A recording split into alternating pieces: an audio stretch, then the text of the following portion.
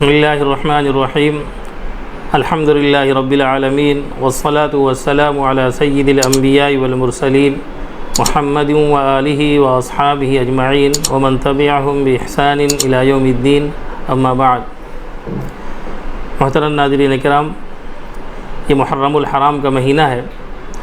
اور اسلامی کیلنڈر کا پہلا مہینہ ہے، سال ہجری کے اعتبار سے پہلا مہینہ ہے، اور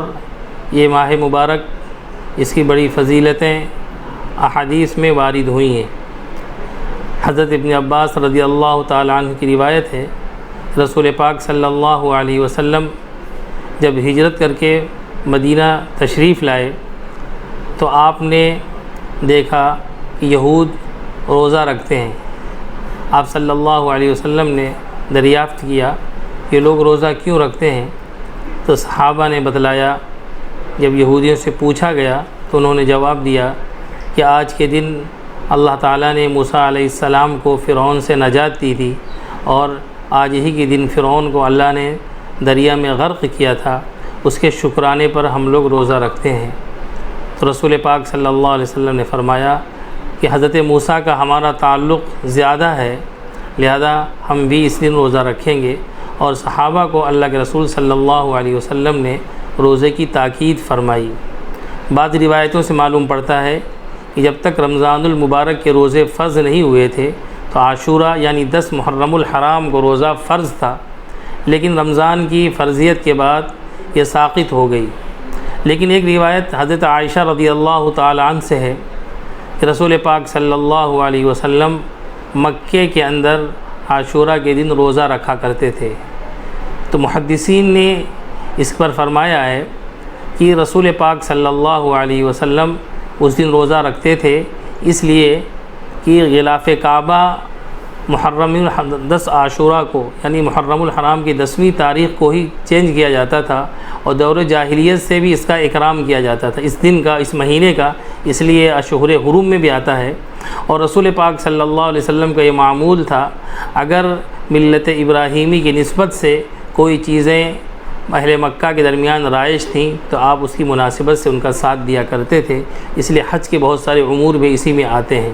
بہرحال رمضان یہ محرم الحرام کا مہینہ اللہ کے یہاں انتہائی اہمیت کا حامل مہینہ ہے، اور رسول پاک صلی اللہ علیہ وسلم نے ارشاد فرمایا کہ اس میں ایک دن کا روزہ یعنی عاشوراء کا روزہ 1 سال کے روزے کے برابر ہے۔ اس لیے ہمیں اس ماہ مبارک کے اندر روزوں کا اہتمام کرنا چاہیے، خرافات سے اپنے آپ کو بچانا چاہیے کہ جس طرح سے بعض لوگوں نے اسے غم کا مہینہ سمجھ لیا۔ حضرت حسین رضی اللہ تعالی عنہ کی شہادت کی وجہ سے تو غم مناتے ہیں، ماتم کرتے ہیں، اور نہ جانے کیسے کیسے خرافات کرتے ہیں، اور بہت سارے لوگ ان خرافات کے زد میں آ کر اپنے ایمان کا اور دین کو برباد کرتے ہیں۔ لہذا ہمیں رسول پاک صلی اللہ علیہ وسلم کی سنت کا اتباع کرنا چاہیے، اور آپ نے جو اعمال کیے ہیں انہی اعمال کو کرنا چاہیے جس کو صحابہ نے انجام دیا، اور تابعین نے، تبع تابعین نے، اور اہل سنت والجماعت کا متفقہ طور پر یہ فیصلہ ہے کہ محرم کا مہینہ یہ غم کا مہینہ نہیں ہے، یہ مہینہ اللہ تعالیٰ نے اسے اشہر حرم یعنی 4 حرمت والے مہینے جن کی عظمت کا اعتراف کیا گیا ہے، وہ ان مہینوں میں سے محرم کا مہینہ بھی ہے۔ لہذا اس کے اندر کسی طریقے کی غمی منانا یا غم کا مہینہ کہنا یہ شریعت کی روح سے جائز اور درست نہیں ہے۔ لہذا ہمیں اپنے بچوں کو اور خود کو اس ماہ مبارک کی قدر کرنی چاہیے، چونکہ یہ ہجری سال کا پہلا مہینہ ہے، تو ہمیں بھی اس طرف بھی توجہ دینی چاہیے کہ جب اسلامی کیلنڈر کا آغاز کیا گیا تو ہجری سے کیا گیا، اور حضرت علی رضی اللہ تعالی عنہ کے مشورے سے حضرت عمر فاروق رضی اللہ تعالی عنہ نے اس کی تجویز کو، حضرت علی کی تجویز کو منظور کیا اور اسلامی کیلنڈر کا ایجاد کیا،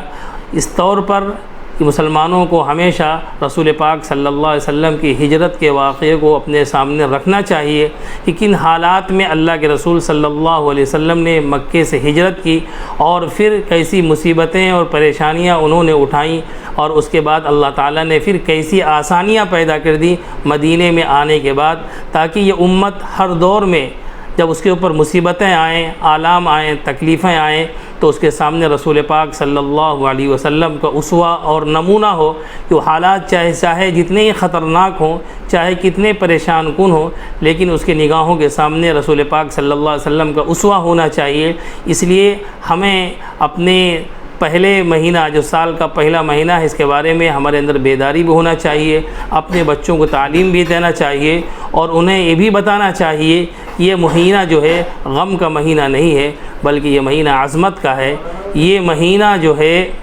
اللہ کا مہینہ ہے، جسے رسول پاک صلی اللہ علیہ وسلم نے فرمایا یہ اللہ کا مہینہ ہے، لہذا اس ماہ مبارک کی ہمیں قدر کرنی چاہیے۔ اللہ رب العزت ہمیں بھی اور آپ کو بھی نیک عمل کی توفیق عطا فرمائے۔ وآخر دعوانا ان الحمدللہ رب العالمین۔ اسی طرح کی اسلامک ویڈیو پانے کے لیے ہمارے چینل کو سبسکرائب کریں۔ جزاک اللہ خیرا۔